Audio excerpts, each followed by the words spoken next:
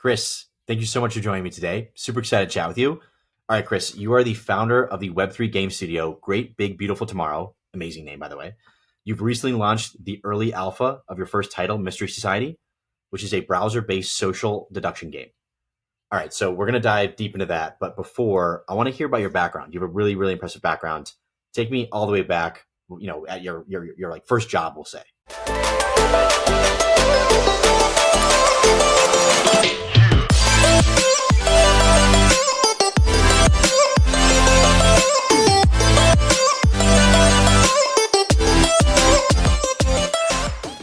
I started off in Web 1, computer company called Power Computing. There was a Mac clone maker when for a brief period where Apple was allowing the cloning of Macs in Austin, Texas, and started getting that was right when the web was starting. So it's so great. I've never heard anyone say I start off in Web 1.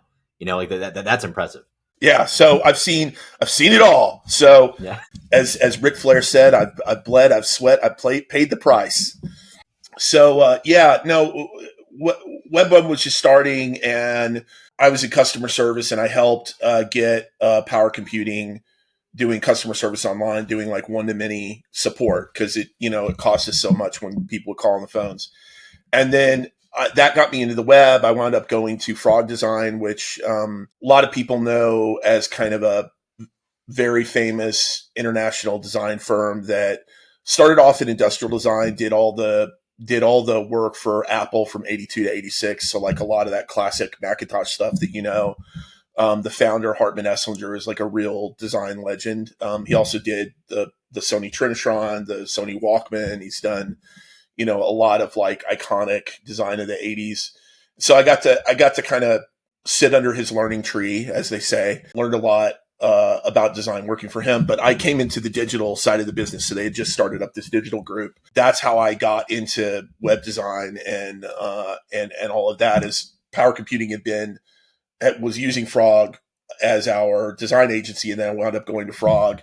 And then through that, I wound up moving to San Francisco, which was right in the boom of of the Web 1 kind of .com boom. And so I was there, had a ton of, those types of clients, but I also had clients like I worked with Ford on an early electric vehicle project. I worked with, I also did a project for Ford on strategy that was about kind of the rise of e-commerce and looking at like the whole ecosystem and looking for like investment opportunities and things that they like, where should Ford play a role in all of these, and kind of the changing landscape around the movement Was this of like goods. in 2000? Earlier, 98, 99. That's crazy. But of course, they didn't take our advice. I also did, crazy things like we did a project on the future of Christmas lights for Target.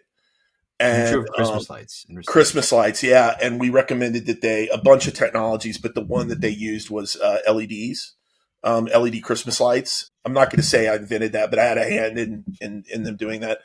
I did sunglasses for Nike. So I did a bunch strategy on all these different things. And then my last client was Disney, and they wanted to create a consumer electronics line for kids that was like, Apple. They wanted to do something that was like high design but fun. So I helped them start that business. I didn't know anything about all this, but I sort of helped them figure out setting up the factories in Asia, distribution, getting into Circuit City and Best Buy and Target and all these places. And wound up building this business for them. So I went over to Disney to run that and built that up into about a $300 million business globally. And then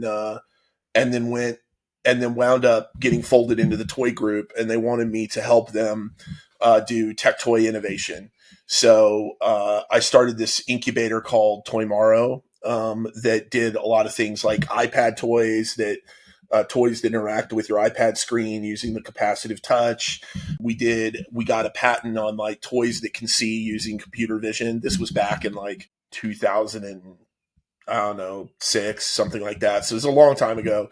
We got a patent on toys that could talk using augmented reality. Board games was another thing we were looking at. So we were like, this is stuff people are doing now, right? We were looking at that.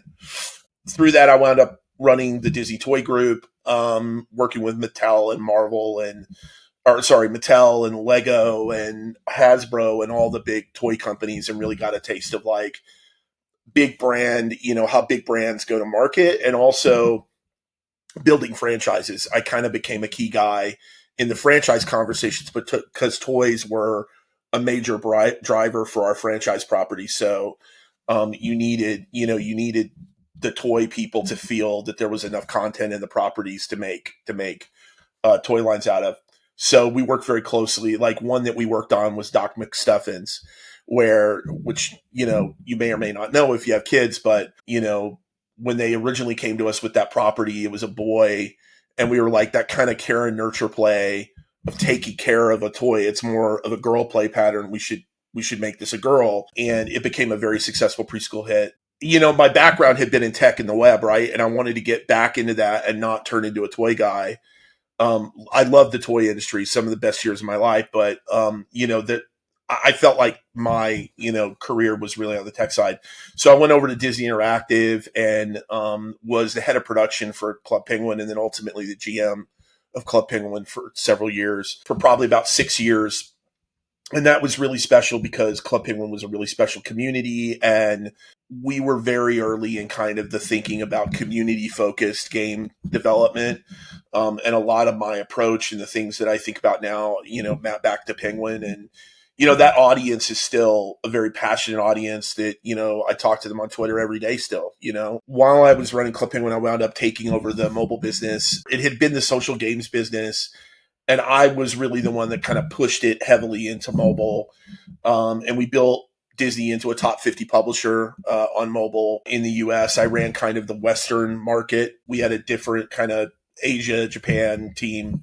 So I ran the Western publishing effort, launched several top grossing hits there. I left Disney because I was, I turned the business around, got it profitable, felt like, they should get behind it and see that games are the future of entertainment. Much as I respected Mr. Iger, did not see it that way at the time. Although he's found the light within the last year because he's, invested $1.5 billion into Epic, which I encouraged him to do. But, Universal at the time wanted to start a games business, and my former boss from Toys had gone over there. So I went over there and started a games business for them, and we launched a couple of top grossing hits. Jurassic World Alive probably being the biggest one, which was the second biggest augmented reality geolocation game after Pokemon Go. Sort of no one else really had success in that space other than Jurassic World Alive and Pokemon Go. Obviously, we made far less money Pokemon Go, but nevertheless, I consider that game a success. And got to do all kinds of stuff there. I did, one of the highlights there was, in addition to doing mobile games and things like that, I also did VR. And when VR was very hot, and I did a VR. I think it may still be at Dave & Buster's, but it was probably still the most visited physical attraction for VR in the United States, which was a kind of a simulator, big simulator rig that you and like 4 other people could ride in it for Jurassic World. And it was a drive-through of Jurassic World. And we had to demo that for Steven Spielberg, which was kind of a career highlight because he came in really grumpy, and he had been there the day before for like some brand franchise presentation that I'd also been in. So he was back, and he's like, "Why am I here? Like I was just here yesterday." And then we put him on the ride, and he was kind of a grump about it. And then as he's going through it, I see him looking around, and I can see like he's looking at it like a director, not like just a regular person writing it. And then I see him go, oh, holy shit. Oh, that was good. Oh, and he's like, oh, and then we got that. There's a part where you go off a cliff, and he's like, I fucking hate roller coasters. And so afterward, he was like super pumped and jacked up with adrenaline and everything. And I was like, wow, like Steven Spielberg, like something I did. That's an achievement unlocked, right? So I left Universal right before the pandemic and spun out a game that I'd been working on there called Funko Pop Blitz, which used the Funko toy IP and then a bunch of characters from Universal and other IP. Took that to a company called Network, which was a mobile games publisher, pretty good mobile games publisher, founded by Neil Young, who's kind of an interesting legend, and learned a lot or an industry legend, and I learned a ton working for him as well, really about systems design.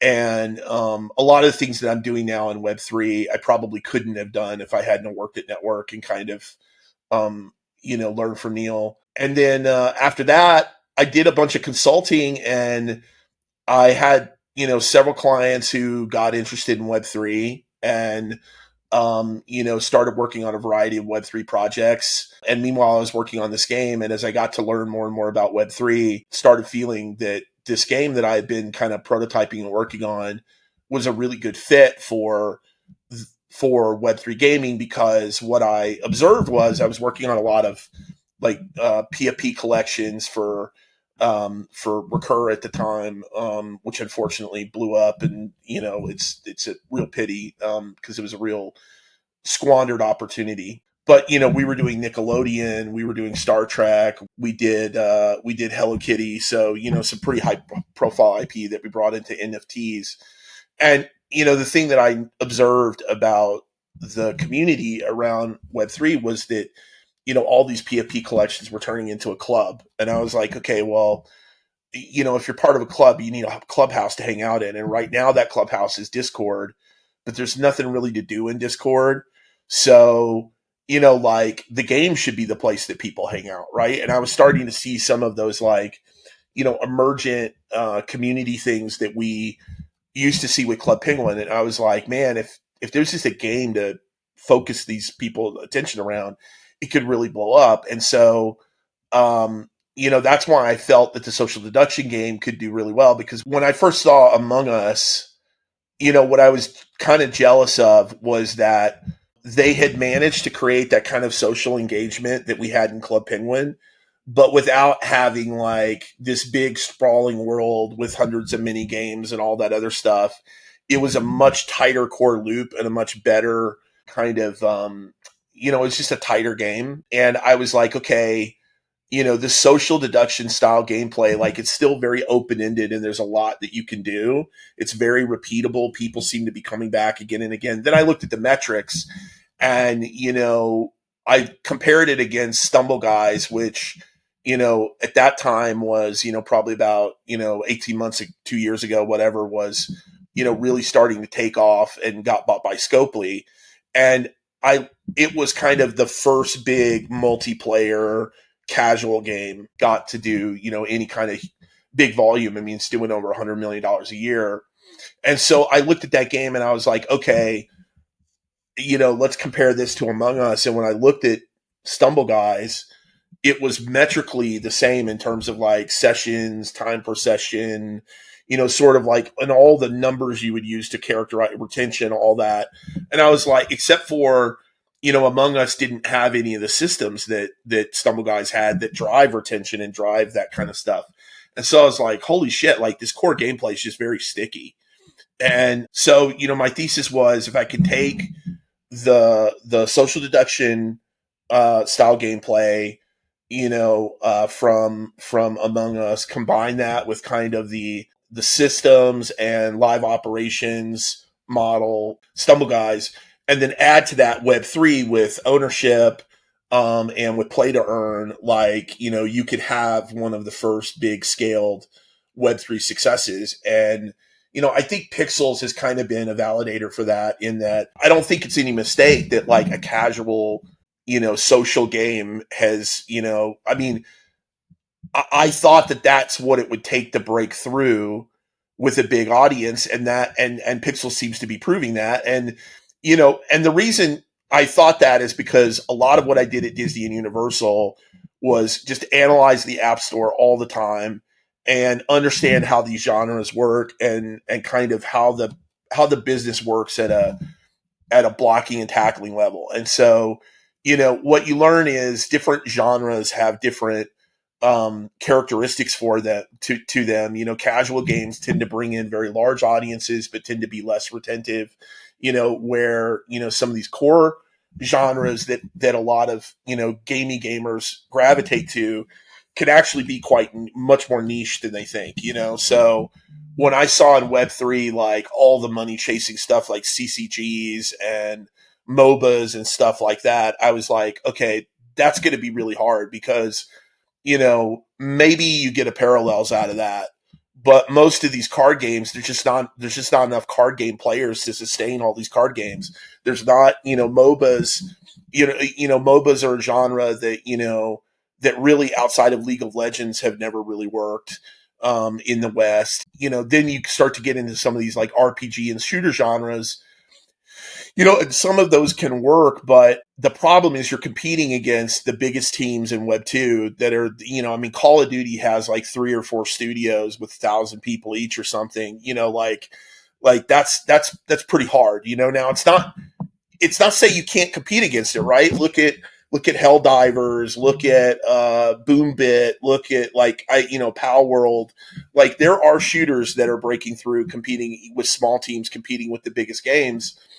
But when you add kind of the fact that core gamers are the most resistant to NFTs, and they're the most, and I saw this with free to play when I started in free to play and free to play mobile, where like core gamers to this freaking day, hate free to play, will curse it. They'll claim that loot boxes are gambling, which is nonsense.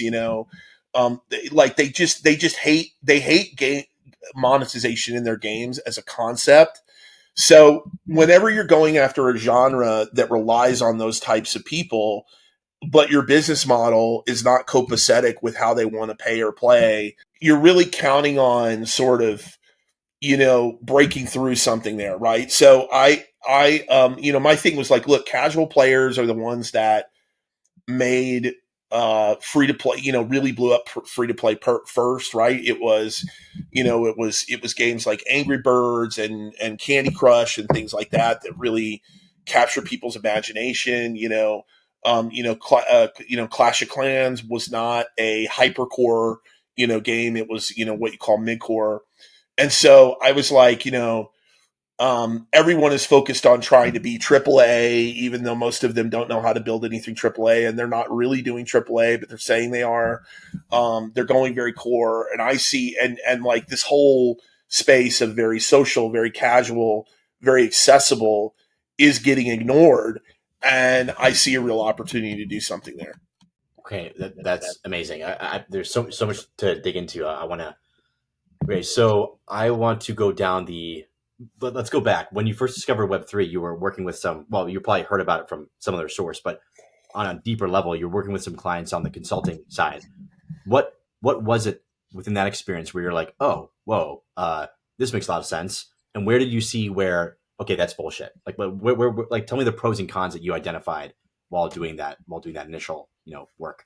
I had, a lot of the games I've done in the past have been character collecting games, because when you're like Disney or Marvel or Star Wars, which are the types of games that I've worked on a lot, the meta for those games often is collect all the characters, So I have a lot of experience in those types of metas, and, it just made, Web3 just made sense to me on that level, because I was like, oh, this is like a collecting meta where you actually own things.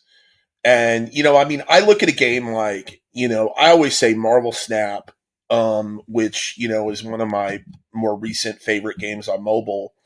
Marvel Snap would just be like a way better game with trading, because, I worked at a comic book store in the 90s when those trading cards were hot, those Marvel trading cards were really hot, and like, I remember, we were all collecting those things and trading them and selling them, and, you would get a rare one and you could make some money off of it and buy more comics or whatever, and they were putting them in bags with the comic, those cards were hot as a pistol, but trading was like a huge part of the experience.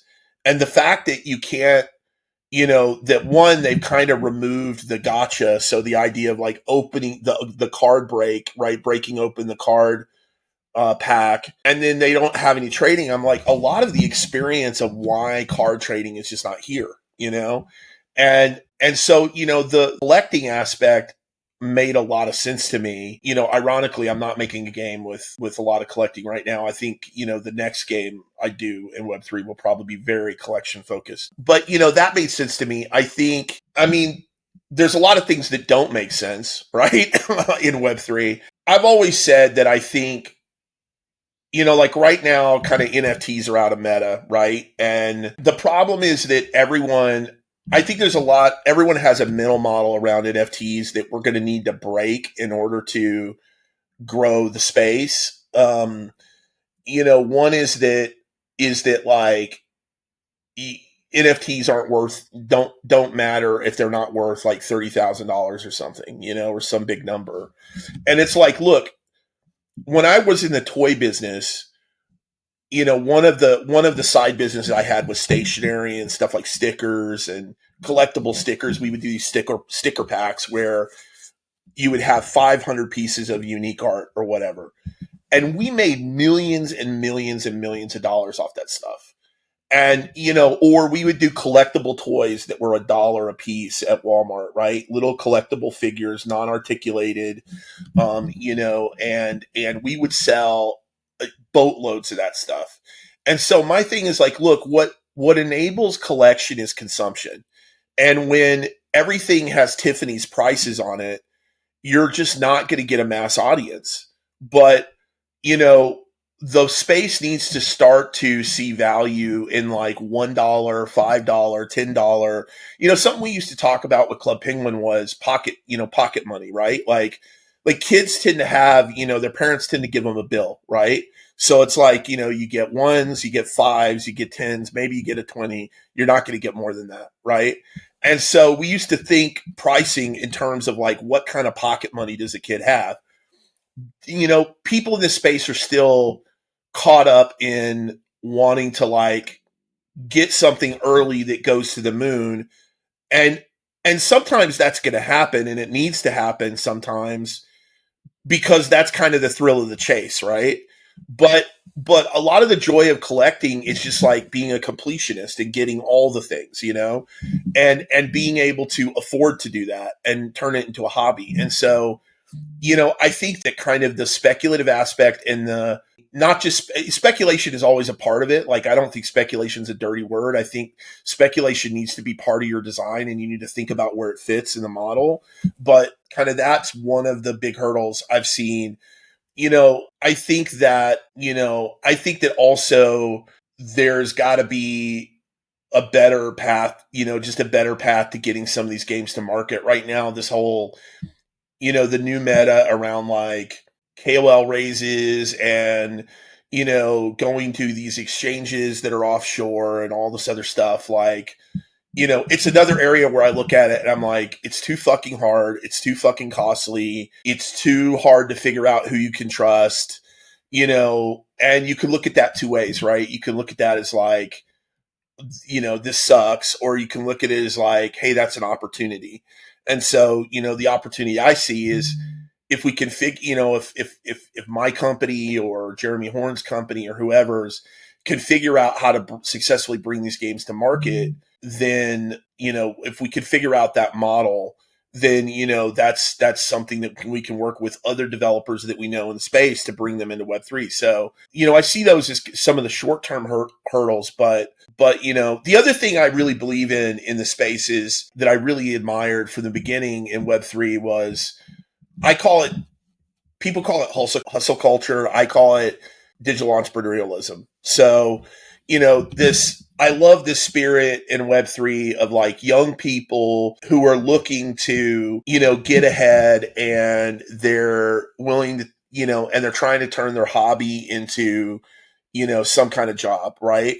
And, like Gen X, that we got lucky with the internet, but we also made it happen, right? But when we were in high school, we were being told like America's best days are behind it. Our dads and moms were all getting laid off from their jobs, during the kind of recession during the first Bush seniors administration. The economy wasn't great. People, we were being told like, well, I guess you got to go to college, but like, not sure there's going to be anything on the other side for you. And this web thing came along, and we just kind of all piled into it and made it happen. partially because the old economy was not, like the path sucked, like I got a journalism degree. I worked my way through school, and my girlfriend graduated earlier. She went to New York and worked for the editor in chief at GQ magazine, who is a very famous editor. And, she had to work for 2 years getting him coffee to get to write a paragraph this long. And I was making more in Web 1 but before I graduated college than my father made when he died when I was 10 years old.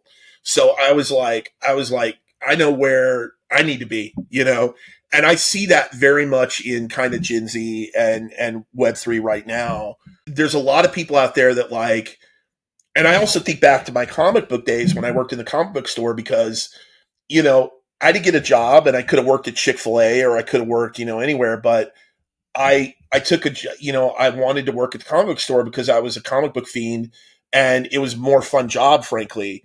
And, following that career path got me, those things. I mean, it's funny how life works out, but it got me here today, following my passions as opposed to following, trying to, just get a jobby job, trying to do something that I was actually passionate about. And, so I see a lot of younger people who are on the internet who like, they just want to weigh in, and,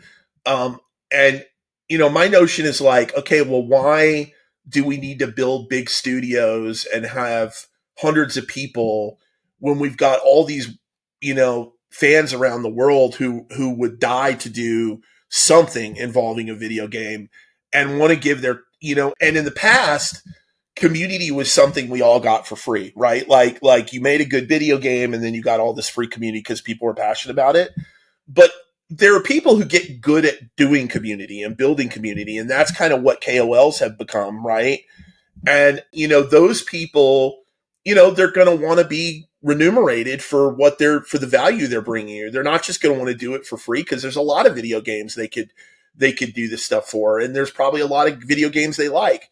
So, that's where I really see the opportunity to like, instead of giving all this money to like Google or Facebook to acquire users, can we share that revenue with our community and have them, build things in our game and market our game and run community in our game?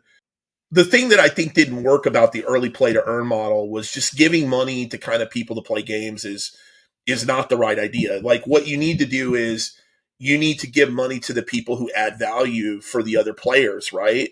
And so that's where I think play to airdrop has started to evolve that model and find, how do you reward the people who actually contributed something that helped grow the game? But I love this digital entrepreneurialism and the idea of how do we build our game with our community and reward people when they help us grow. And those are the things that excite me about the space. That's awesome. Okay, so within that world, while you're diving deep into Web3 and learning the pros and cons, it sounded like you were already working on Mystery Society, or you had the idea of Mystery Society broadly. What were the elements of Web3 where you're like, okay, cool? You mentioned it briefly, but it's like kind of we can align incentives is kind of one, and collectability, which you said is not a huge aspect of Mystery Society now. But tell me like that the features or traits that you're going to take from Web3 and implement it into Mystery Society. Yeah. Well, one is, I hope that Mystery Society can, again, I want to make it very casual, very accessible. And, so if I look at like a game like Stumble Guys, that's kind of one of the things I do is you pick a North Star and you kind of say, okay, we're kind of like this other game. So if I get lost and the design isn't working or whatever, I have a path to something that's working, that I can compare and kind of say like, well, this worked over there. So how do we make our game work? So, if I look at Stumble Guys, like what they've been able to do is, prove that you can build a scaled Web 2 game with battle passes and the season pass model and doing, kind of aggressive live operations and sort of monthly seasons, right? Regular content. And that, that's a model that, sort of got popularized in Fortnite. And, people believed in core games, but there was some skepticism about will that model work with a more casual audience. Well, now it's proven it can, right? So, can you add to that ownership and trading so that the collecting experience gets, is a bigger focus, right? Where, we're collecting and trading skins kind of like in CSGO, becomes, an additional kind of core part of how you play the game. And it doesn't block your progression or block you from gameplay. But what it does do is allow you to unlock more content, more quests, allows you to level up more. And then secondly, can you apply the play to earn model to that season pass model where, every season there is a prize pool up for grabs. The way that you opt into that prize pool is by playing the battle pass and playing in the tournament. Create kind of a constant cycle of players who are competing to maximize their rewards within the season. Ultimately, all good system design, whether it's Web3 or it's not, whether it's real money or it's kind of in-game money, is about incentive design. And, it's just intuitive to me that like if battle passes and the season and kind of the season pass model works as a heuristic for, for casual players, why can't you sweeten the pot with, play to earn? And so I think that's a big part of it is like, can we onboard regular players into these systems, in very intuitive interfaces that don't require them to, do lots of signatures, sign all these things and, have wallets and, like all this other stuff. And I think that, my thesis is like the second a game player on mobile, especially the second they get some money in their wallet and it's like, hey, you just got $5. Like they're never going to want to go back to another free to play game. And what I tell my friends in mobile, right, who like, because every time Web3 gets hot again, they FUD me, right, and mock me relentlessly, and I tell them to fuck off. And then, and then when Web3 is hot again and they can't get their studio funded, they want to know, and now suddenly they want to learn, And what I tell them is like, look, once you come into this mindset of ownership and being able to earn, like you're just not going to want to go back. Because when I look at Web 2 games and people are talking about, some big, like there's a game right now called AFK Journey that everyone is like, nuts about. And I'm like, okay, great. But all you do is you're just putting quarters in the machine. Like, I'm like, why? Like you just, once you start to think this way, you can't unthink it. And I think that once players start to experience it in an intuitive way, they're not going to want to go back. And so, I want to be one of those first games that's like casual, accessible enough to sort of take them down that journey without them realizing it. And then they start to discover the benefits of Web3. And then they're like, oh, I get this. This is why I want to stick around. You just said intuitive. And I think one way that a lot of Web3 products are today, broadly speaking, not everything, but broadly speaking, is not intuitive. They're like super confusing. Like it's my full-time job. I still get very confused using these things. How do you think about making a experience, especially a game, which is like supposed to be fun for everything? How do you feel about making that experience as seamless as Web 2?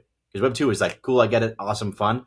Right when you got in Web 3 and there's a wallet and then there's these tokens and I got confused. How do you make it easy? Well, I think the technology is getting better. I think we're probably 2 years away from it being like really prime time. I don't think that means we're too early, but we're still not at the level where like, wallets and transactions and, you got like what Mystery Society has embedded wallets. We'll have social login, like it'll be very much like a Web 2 game, within a couple months.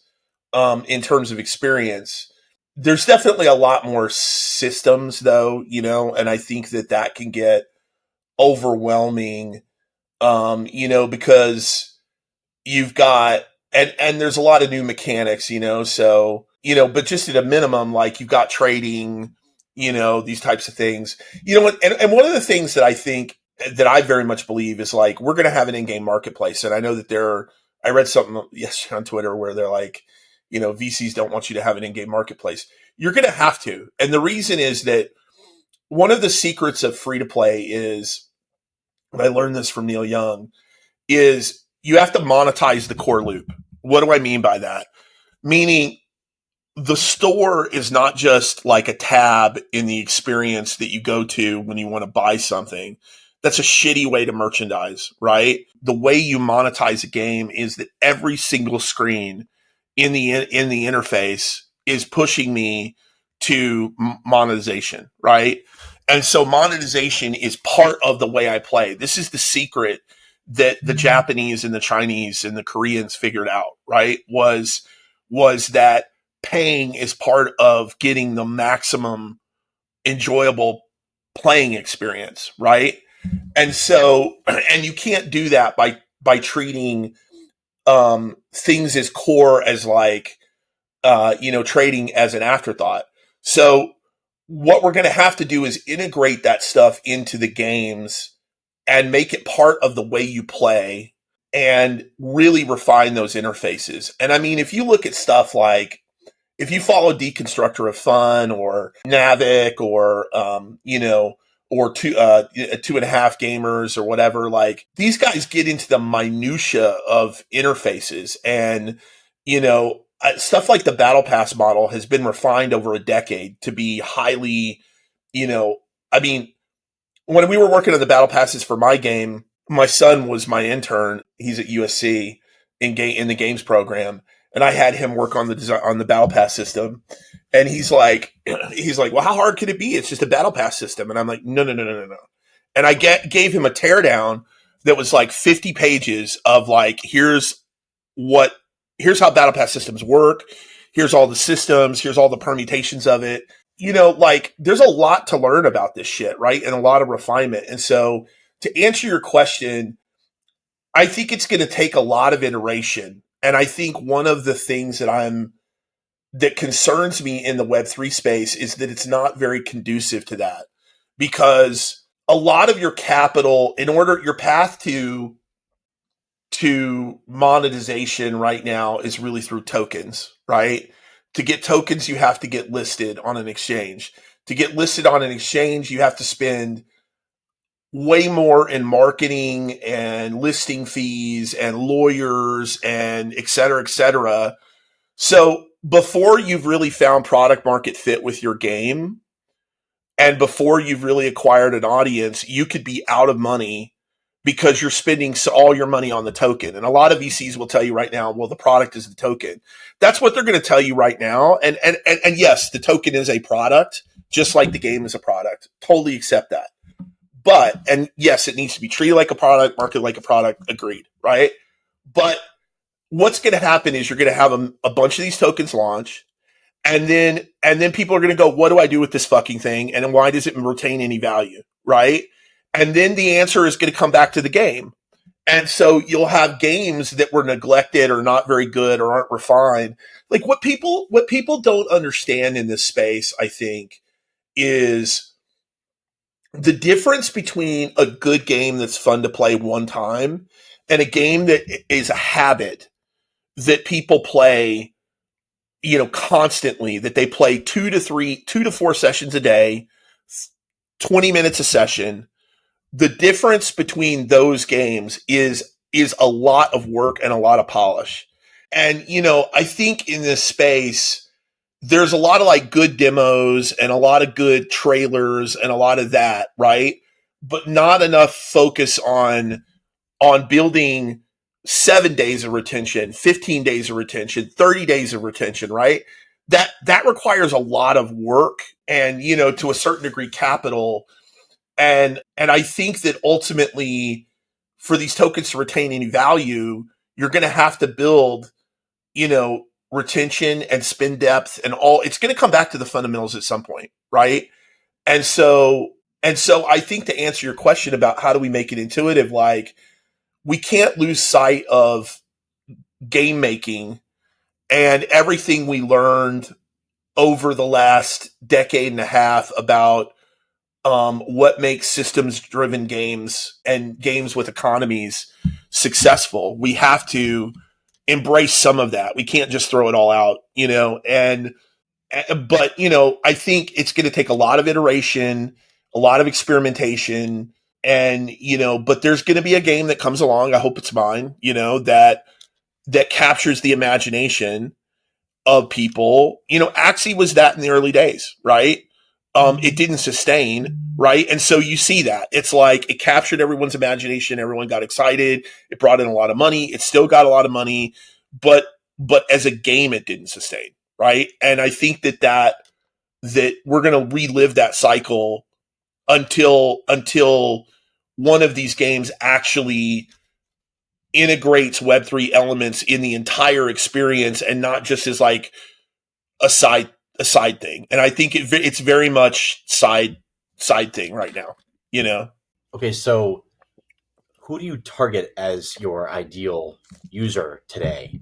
In the future, it's going to be Web 2, Web 3 gamer. It doesn't matter. It's all gamer. Today, they're kind of two separate, categories. Who do you target today? Because a lot for business reasons, right? We're very focused on the play to airdrop. And so therefore, it's Web3, it's Web3 gamers. And, what you're trying to do is not unlike any other, free to play model where, you're trying to, people say there are no players in Web3. That's not really true. There are players.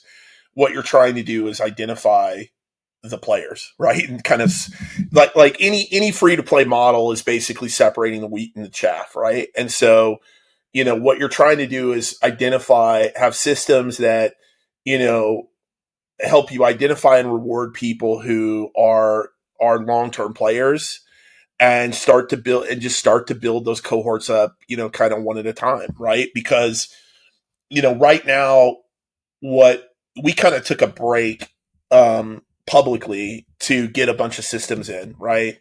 And get the play to airdrop system in. But that system is the foundation of the season pass, right? So as soon as we do play to airdrop, we'll do the season pass model, and that will start to complete the loop, right? And then we'll just refine that loop month after month. And so every single month, what I'll do is we'll do new content that you can collect, new battle pass, maybe new maps, maybe not every month, but frequently, or little events. Every month is a cycle. And that cycle will just be refining to figure out kind of like how do you buff and polish this kind of monthly event cadence, right? Because what drives free to play games, what drives community driven games is events. And I don't hear anyone talking about that in our space at all, right? But it's not even 70, it's 90% of the monetization in free to play games is driven by events. And so we need to get to an event cadence that incorporates play to earn. And once you get people on that, cycle, the hope is they retain and you just start to build up cohorts, right? And, you're going to lose most of those players, but you just start to build up cohorts and hopefully scale up your game, and so you start with Web3 people who are heavily incentivized, and over time you bring in more Web 2 audiences and you hope to get to some level of like real scale, That's awesome. Okay. So what is it about social deduction that makes it such a compelling game or gameplay broadly? Because I feel like there's a million different genres. There's so many different fun types of games, but social deduction, I was addicted to Among Us for a year period. I love that game. And Mystery Size will be my new obsession shortly, which I'm very excited about. But like what is it about that? Highly repeatable, but what makes each game session different is not the content, it's the players, right? So it's the fact that the game mechanics, every game session is different from the last one. It's endlessly fun when, you have a friend that lies and then, and then you bust them, or you have a friend that kills you, or you kill somebody, or, there's something in game design we talk about, just, like intrinsic versus extrinsic motivators, right? And extrinsic motivators are things that come from the outside. Intrinsic motivators are kind of your own personal motivation within the game, that independent of like social or whatever. And in Web3 we talk almost exclusively about extrinsic things, point systems, leveling up, earning. Earning can be intrinsically motivated, but it's an extrinsic validator of your gameplay, right? The ultimate why was my game fun? It was because I got paid, so it's something from the outside coming in. The thing about social deduction is there's a lot of intrinsic motivation, right? Playing with my friends and, feeling part of a community and, just having fun. Those are intrinsic motivators. And a lot of games don't have that in the same way. Like, the kind of fun of playing with your friends. I also think it's very, so it's very sticky and repeatable. And you see that in the metrics, right? Like you see that, Among Us is still one of the most downloaded games in the world. And you would think, who doesn't have that on their phone? But it's still one of the most downloaded games in the world. And part of the reason it is because it's a game that everyone can play, and it's almost a playground game in a way. And that's why Stumble Guys is successful as well, right? It's kind of it's an obstacle course. Everyone understands it. Everyone's seen Wipeout or some Japanese TV show, or they've seen, American Ninja Warrior or whatever. So, it's like conceptually, it's not hard to get. It's easy to play. It doesn't require the precision of a shooter as well. That's the other thing, is that, a lot of games turn players off because the skill cap is so high that, like, people will, this is the problem with shooters, is you'll have some, cohort of people who come in and, become the aces in those games, and then they kill everyone else, and then the players go to the next game, right? And so the thing about social deduction is that it keeps everyone on a much more even keel, but it keeps everyone on an even keel. Like it's endlessly repeatable. It's very accessible. Everybody can play it. There's no, there's very little kind of inherent skill advantage that goes to one type of player or another, and that's why I think, and because it's social and you're in an environment where you see other people running around, you need that type of environment to make a cosmetics economy work, right? So I think for all those reasons, it's a good fit with the things that kind of drive success of these types of games. So, okay, what is the ideal platform to exist on? And let's just pretend for this question, you have to be on one. You can't choose like, oh, I want to be on mobile, PC, and everything, right? What is if you had to choose one, where would you go? That's not a theoretical. It's what we're doing now. I mean, I think web is a good place to start. You pay a price in doing WebGL or any kind of browser based thing, because the technology is inconsistent and you get a lot more bugs, and so that can slow you down. But you make up the time in terms of ability to just push a new client to the web, and everybody has it, so you don't have to worry about everyone downloading and updating and having the same client and all that other stuff. For scale, it's going to be mobile. That's where the players are. I mean, it's 60% of gamers, especially as you get into some of these emerging markets. Like we've even seen, when we pull data on like people who are who want to play our game, they're heavily coming from, and it's the Web3 audience, but, heavily coming from some of these emerging markets where people mostly only have phones. So we're moving faster on getting out a mobile version of the game than I originally thought we would. probably a PWA to start if we can get that to perform well enough. It's going to be mobile for scale, but I think, if you can't at least prove the game concept on web, it's probably not worth the effort to go to mobile because it's going to add more complexity. You have review cycles, and you have App Store rules. If you're going to go through the App Store that you have to comply with. I think console, forget about it. Like everyone's going to want to go there. Maybe they'll allow it someday. Look, console's not growing right now. The number of consoles, if you look at the data, I think there's pretty strong data to suggest that we've sold as many consoles as we're going to sell, and we ain't going to sell no more. And the only way we're going to sell more is if there's a new generation, and it's just going to sell to the people who already have consoles, and probably fewer of them will buy this generation than the last. And so, really, if you look at if you look at the platform that is the only one, frankly, that's growing right now, it's PC. And I think it's no mistake that PC is doing well because it's the most connected to the internet. This is the thing that, all of these platforms have become walled gardens, and they've cut themselves off from the internet, which means they've cut themselves off from virality. And so a lot of what Apple has done with these App Store changes and everything is frustrated your ability to get organic traffic or your ability to get, traffic from social media into your game because they want you to go through the App Store. Well, what's that's done is it's just killed the amount. It's just lowered the number of downloads overall, right? And so the fact that Steam, which is still kind of a closed garden, but it's much more open to the rest of the internet because it's on the device where, you can go between windows and stuff. I think PC has become, we're kind of back to where we were in the early, in the kind of, Club Penguin era where, the Flash game era, where web is becoming a very fertile place for games.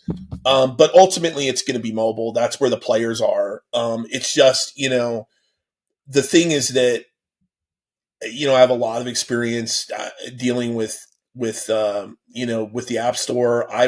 Club Penguin was the first game that was allowed to have subscriptions on mobile. And it took me 2 years to get Apple to let us do subscriptions. And, at the time they thought subscriptions were like, their hesitation was like, oh, it's a scam and people can be paying for a game that they're not playing and all this. And then, of course, after that, they wound up launching, Apple Arcade, which is a subscription service. So, but it took 2 years to get them to adopt subscriptions of my work, and it took, with the power of Disney behind me, and it took another 3-4 years for them to do Apple Arcade.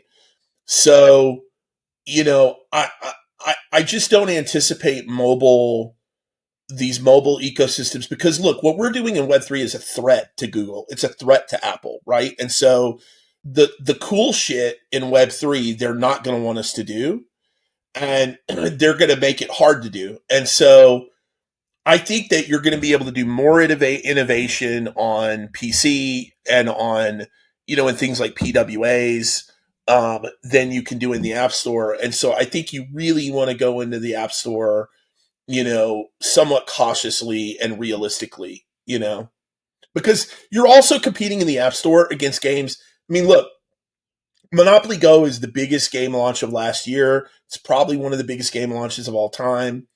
Scopely says they made $2 billion and they spent a quarter of that on user acquisition. There are people who dispute that and say they spent a lot more.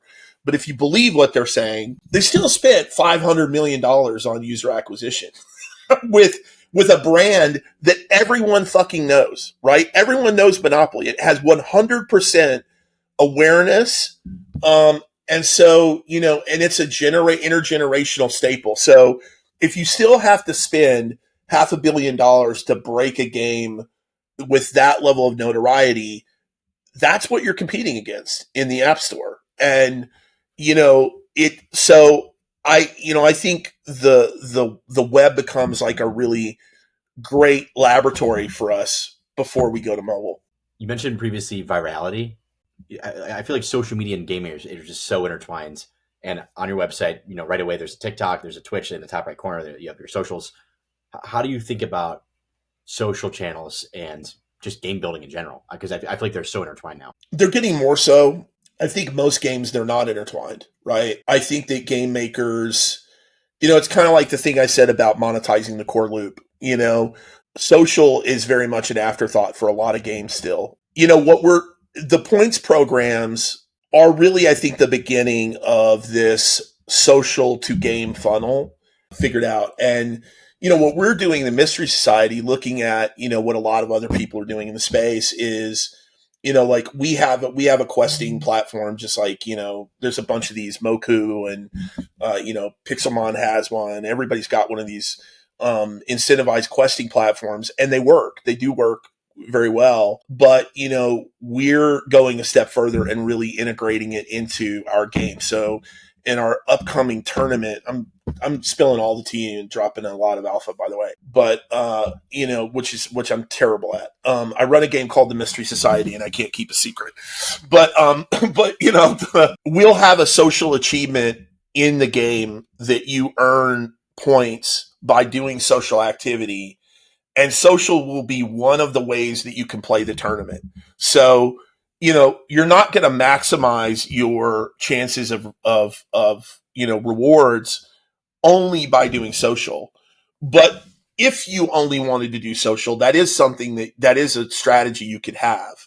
You're going to be in better shape if you play the game and you do social. But I think that increasingly we're going to have to build those things, build those loops into the game just like any other game loop. So, go tweet, go retweet, go like, post this thing.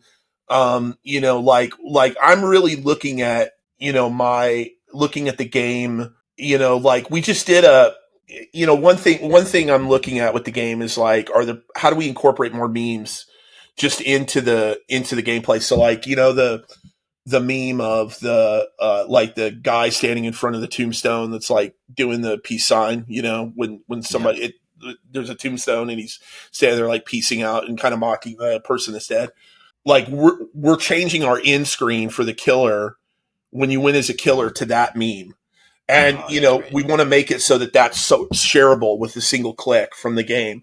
And so, there's all kinds of things like that where it's like, how do you incorporate more shareability into the games? How do you incorporate memeable moments? How do you incorporate a lot of the things I'm thinking about with the gameplay, frankly, and where we're going with the gameplay is like, how do I get enough variety so that this makes interesting TikTok videos? So I think that you're going to have to think about social. I'm a big fan of WWE, and they brought on Logan Paul, and Logan Paul. I saw an interview with Logan Paul where he and Triple H, and they were talking about how Logan has helped them up their social game like massively because he looks at everything. His brain just works as like, this would be good on social media. And he's like, you have all these missed opportunities that you're not thinking about. Like, if I did this a little differently here, I did that there, that would make a great social media moment. And so, and a lot of people, younger people they're not watching Raw on Monday for 3 hours. They're watching clips. Right. And so, the thing to me is like, how do you think that way about your game where it's like, okay, what's TikTokable about this? What's Twitter worthy about this? What, other than once you get like, there's the incentivized part, and I think you need that. And then there's also the just memeable part, right? And so if you could get those two engines working in your game, you can have a feedback loop with social media. I think that can blow you up, All right, so let's pretend that everything you ever dreamed of and wanted has been built within Mystery Society. Let's pretend it's like 3 years in the future, 5 years in the future, whatever. What does that ultimate vision look like for Mystery Society? The vision would be that you got a community of people. I think the game would be very community driven. I think that you would have maps. You would have, seasonal themes, with a play to earn component. So you'd have, both content kind of coming from from the call it, from the game makers themselves, but you would also be giving that, those maps or those elements to creators who can make them their own and make them interesting and do interesting things with them, who are using the game to entertain their audiences. If KOLs can come into the game and, somebody like a Bryson or a Jonah or, whoever could come in the game and play with their fans, it becomes a great engagement vehicle. Hopefully there's a way for them to monetize that as well, right? Through NFTs and tokens and stuff. I think you have strong gilding mechanism that kind of, formalizes those relationships and allows people, allows people to both be part of a guild and compete against other guilds. And I think that you've got, so in the macro, like you've got a live operated game with regular events that has a strong UGC component around content creation, where the community is helping you really as a partner live operate the game and market the game, and they're able to engage, and your KOLs are able to engage their community within the game, and they're able to make money as a result of that. And you got something that has scaled up to, a very large global audience, and you just keep, then you start introducing, new modes, you start introducing new ways to play, you start introducing mini games, like I would love to add an idle, kind of a chill mode to the game where you're not playing the social deduction game, but you can go into the billiards room and play billiards with your friends, and maybe you can gamble on that, maybe, or wager on that. Maybe you can, play poker, right, with your friends. Like, once you've got this social community hangout thing, you don't have to just run around and murder each other all the time. Like, then you can start to come up with other ways to play with your friends, right? But it becomes a hangout, That's awesome. Very cool. All right, I want to switch gears from Mystery Society, and I want to talk to you about VR and AR. You mentioned before that you were very, very early. Yeah. What are your thoughts on VR and AR today? I did a podcast of this. If you want to listen, I have a podcast called Plus One, and I did a talk with a guy named Mike Goslin, who is a good friend of mine from Disney, and actually helped invent a lot of VR. And because Disney was very early in pioneering VR. And so we talk at length about that. It's still,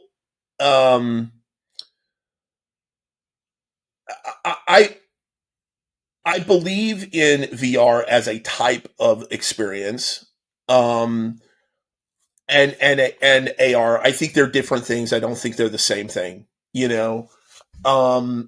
VR is about immersing you in a digital world, right? AR is about augmenting the real world. I think that there may be big games that come out of AR, but they're going to be very specific. The thing is that there are a lot of things you can do to generate. I mean, I've been to Magic Eden and played some of their like advanced demos of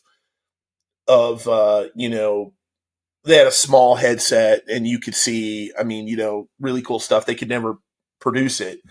But I mean, I've kind of seen where all this is going to go in the lab, and VR is pretty neat, but I think AR work is pretty neat, but I think that the problem with AR is that the spaces that you're in are all different, and so it's going to be very hard to create games for like any space that you're in, right? It's a lot of variables. VR, it's a lot easier because you're just dealing with the physical world.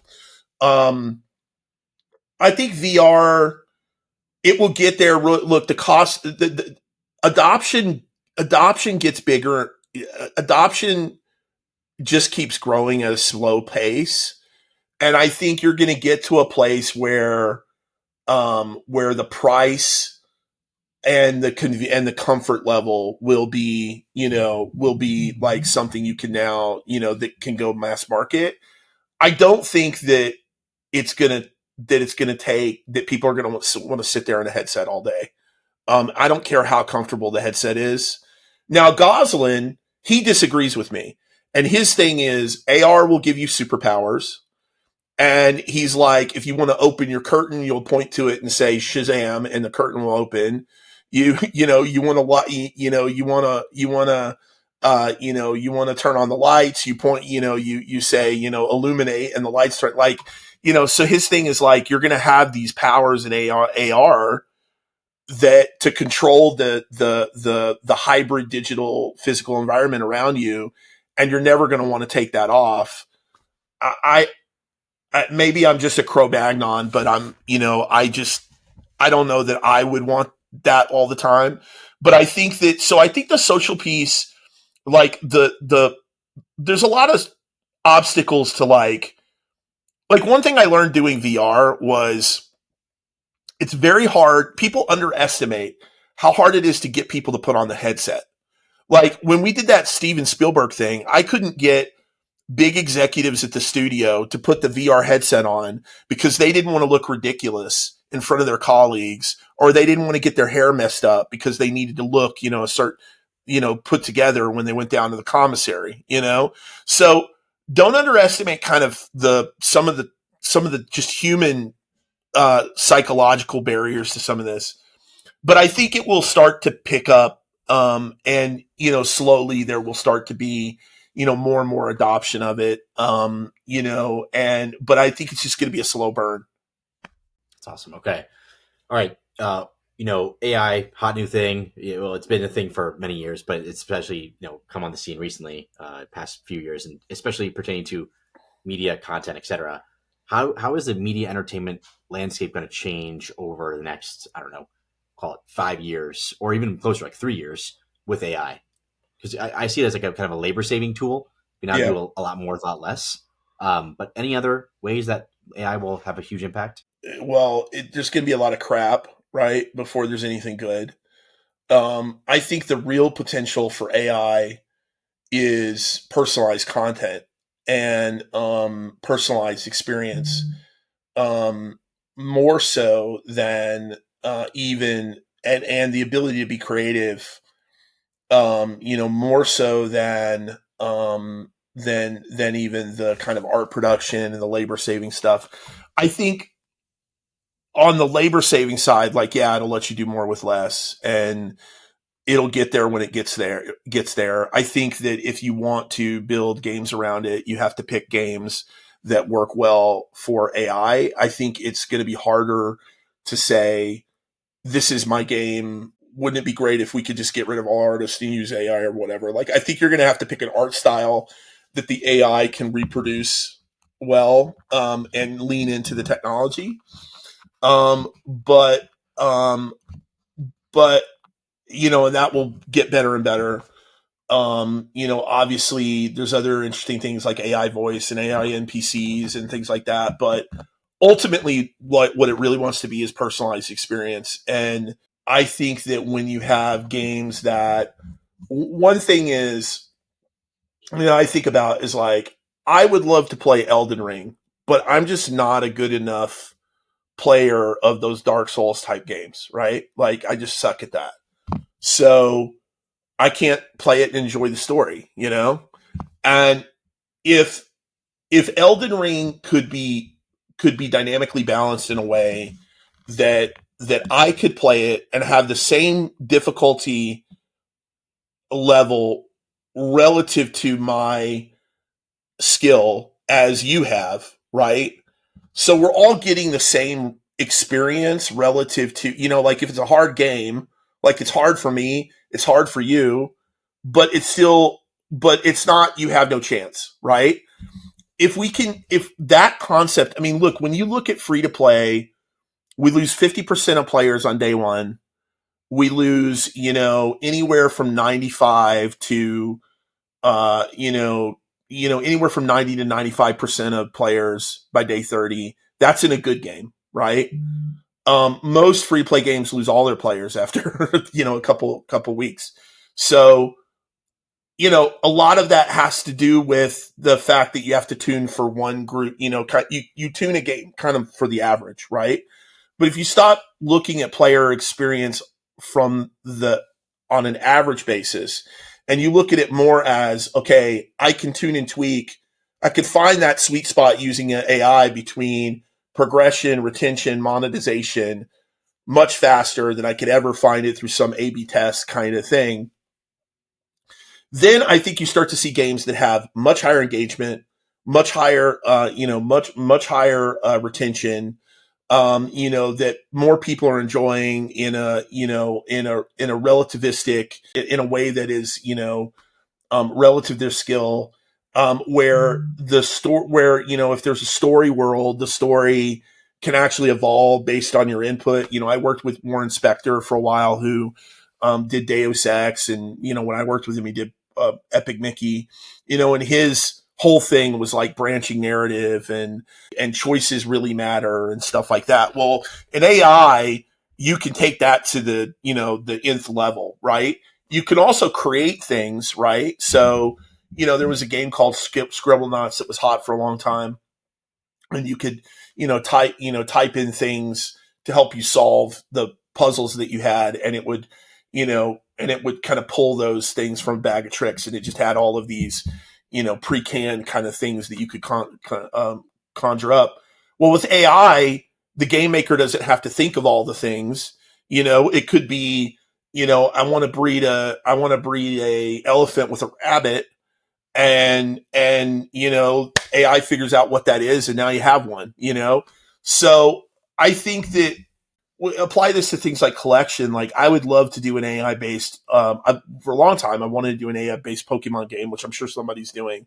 But like, the thing with character collecting is, everyone gets the same characters. But what if, your character could be different from all the other ones because of the way you bred it and you trained it, and the DNA you injected it into, or its parentage, and, the provenance of those, that lineage and all that other stuff. Like suddenly, my Pokemon is different from your Pokemon, and my Pokemon is really cool because I did this and that and the other thing. I think that we'll move from this idea of like mass consumption of the same experience to more personalized consumption, and the game play will become about like me making the coolest thing, or making cool things to share with you. And so, it kind of removes that creativity barrier around UGC, which is that, not everybody is an artist. Not everybody is as creative as everyone else, but if you can kind of remove the skill aspect and allow people to just have ideas, and then the AI can make those real, or some combination of AI and skill, I think that you can kind of unlock the ability for many more people to be creators within their game worlds. And so that's the ultimate promise of AI. It's not just automation. Although I do think hopefully what it will do is allow you to make, higher fidelity experiences at a much lower cost. Because look, AAA is going to die if it keeps on this path. I mean, I read something a couple months ago about Bandai considering a $700 million super game. And I was like, that is the dumbest shit I've ever heard in my life. Like, if you guys think that, like, we're struggling to make this model work with $300 million games. They used to be 20, 30, $50 million, but now they're $300 million. But, what's going to fix it is if we spend $700 million. I mean, the problem is when you get into that level of capital, as I learned when I worked at Comcast, Comcast, when they would talk about my game investment, it was like, okay, well, there's a lot of things we could do with the money. We could install fiber optic cable in the Philadelphia region. We could, we could build a theme park with that capital, right? We could, we could make the next Fast and Furious, movie with that capital. We could buy a sports team with that capital, or we could invest in your game, right? So, as we the bigger the numbers get, the more you're competing against every other thing in the economy for the capital, right? And so if we don't find a way to deliver higher quality experiences faster at a more doable cost, the games industry is gonna. I mean, look at what happened to the feature film industry, which I know a lot about, having been at Disney and Universal and worked very closely with Bob Iger and the heads of the studios and all that. I know these people, and I know their thinking, like not just like what they say in the press, but I know a lot about their thinking. And Iger very much pushed this idea when I was at Disney that like you can't make $30 million romantic comedies, you can't make horror movies, you can't make like all these like lower budget things because they don't play around the world and they don't make as much money. And so what you need to do is it needs to be tent poles. And the entire business drank that Kool-Aid. And it was a strategy that made sense for Disney because they have Disney, Marvel, Star Wars, right? But the entire industry drank that Kool-Aid for the most part and crapped out on it because most of those tent poles failed, just like every other creative thing fails, right? Like there's a high scrap rate in any creative business. I don't care how much AI you have, you're never going to overcome creative failure, right? It's just a law of nature. So what happened was everyone started spending big amounts of capital on these tentpole movies and ignored all these smaller movies that they said weren't worth it. And it nearly killed Hollywood. It nearly killed the entire town, right? There was one studio that was counter cyclical to that and or thought differently, and it was Universal. And I happen to work at Universal. I know Donna Langley, who's the head of the studio, and her thing was like these tent poles. She had the experience. She had PTSD from. She made the Battleship movie, right, which was a dud. And she was like, these franchise movies, I'm telling you, IP is not the only, it's not a guarantee of success. Still has to be a good movie. And she's like, you spend that amount of money. See, that studio, it got her boss fired. It got a lot of people fired at the studio. And it almost put Universal Pictures, which is one of the oldest studios in Hollywood, if not the oldest, out of business. 100-year-old studio nearly went out of business. And so she was like, I'll make some of these tentpole movies, but I'm going to invest in Blumhouse and these horror movies that he's making for a couple $1 million. I'm going to invest in romantic comedies. I'm going to invest. And so last year, the biggest, when Disney had a fucking terrible year and got creamed, the biggest studio in Hollywood, the only one that was doing really, really well was Universal because it had a diversified slate, right? Of hit and what pays the bills around there. And I've seen the P&L, dude. Like, I'm not talking about what I know from the outside. I'm saying I've seen the P&L. What pays the bills around there are all those horror movies and the focus feature movies and like these indie movies. Because the thing is, if Jason Blum makes a horror movie for $5 million and that movie does, $50 million at the box office, it's raining money it's raining profit, right? Where if you have a big tent pole, and let's say you spend $300 million on a tent pole, and then you spend $300 million to market the tent pole, well, you need to earn $600 million in order to be profitable. So you could have a $6 million, a $600 million hit and not make a nickel of fucking profit off of it, right? And that's what's happening with the games industry right now.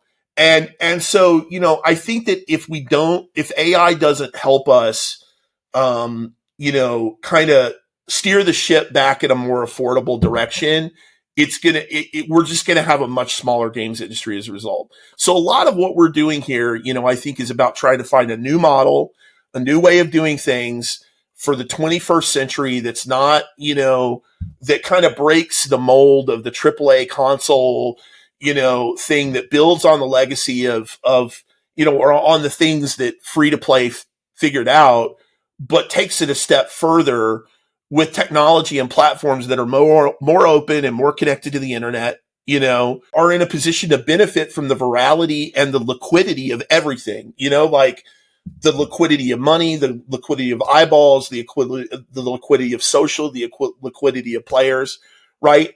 That liquidity throughout the gaming ecosystem is, I think, what we're trying to unlock. And if we do that, then we will be the future of gaming, or at least part of it, big part of it. That's totally. I love that. I think your depth of knowledge of this whole ecosystem is incredible, and hearing your firsthand experience of it is amazing. So thank you for this. But Chris, are you ready for the closing questions now? Yes. All right. What are you bearish on? I might have an idea based off what you just said, but what are you bearish on?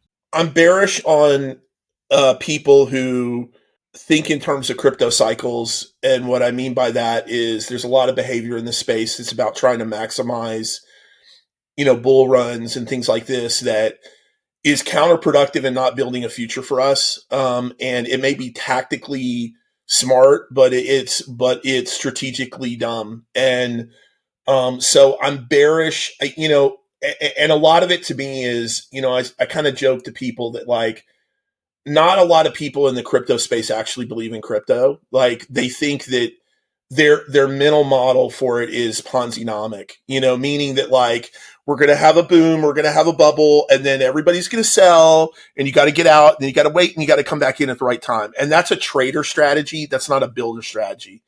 So I think I'm bearish on traders. I don't want to shit on traders. Like they're an important part of our ecosystem, but builders build and traders trade, right? And so we need the builder mentality to at least balance out the trader mentality, and it's completely lopsided right now. I love that. All right, opposite. What are you bullish on? I am bullish that what we are doing is building the future of a much more democratized future for game making, for entertainment in general, for creation, for a more harmonized model to grow with our players and to make our players partners in what we're doing.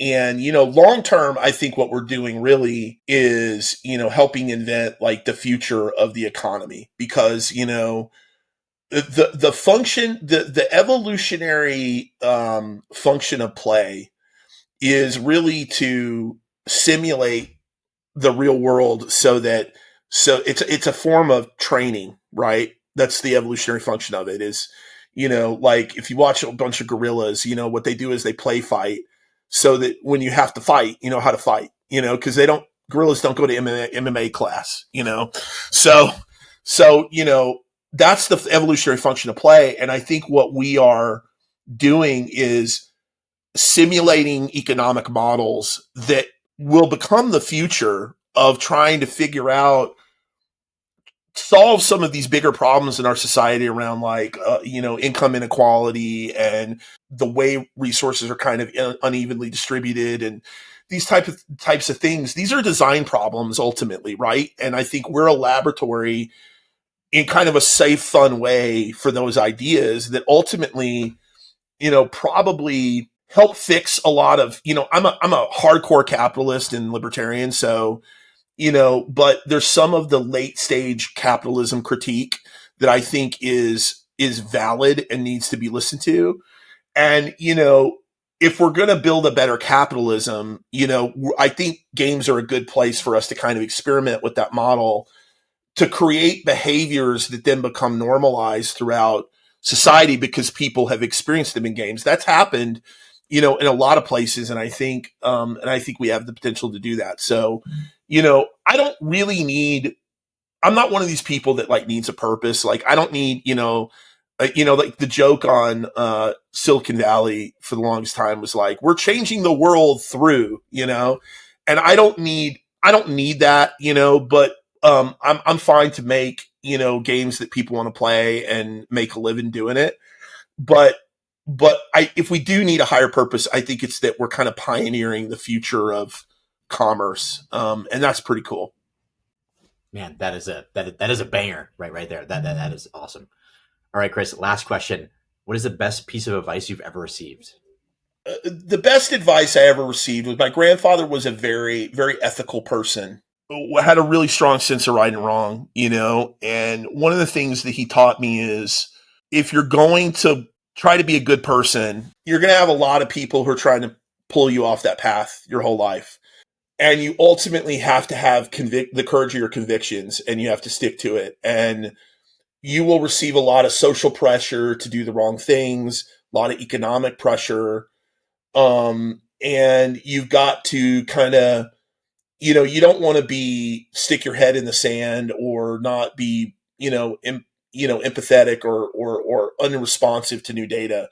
But you do want to have the courage of your convictions. And I think that, that applies, in a less moralistic sense to what we do here, because there are a lot of temptations every day, not just ethical temptations, but, just there's a lot of short-term things that you can do in a business that's very tempting to do, or, get sucked into the like meta of the moment. Like I see this with a lot of Web3 people where it's like, meme coins are the meta. Everyone, like, what you should be doing is meme coins. And it's like by the time you run to that, it's over, right? So you've really got to pick your shot and kind of, you've got to know what you're about and stick to it, despite what everyone is telling you minute to minute, because you don't want to be, bullheaded about it, but you do have to have conviction in what you're doing and kind of think first principles. And so that probably is the best advice I've ever had, is that not everyone is, if you have a strong point of view and you believe in something, not everyone is going to like you for it. There are going to be people that don't like you for it. And that has to be okay. What you hope is that you are rewarded over time, and I think that mentality has served me well, especially in doing like new technology, new stuff. When everybody a lot of the reason that Web2 gaming people don't do Web3 is because they don't want to be ridiculed by all their friends and told that they're scammers, and they just can't take the social pressure. They need the social validation. And, thinking for yourself and having your own compass, I think if you're ever going to do anything new or innovative, you have to have that, It's beautiful.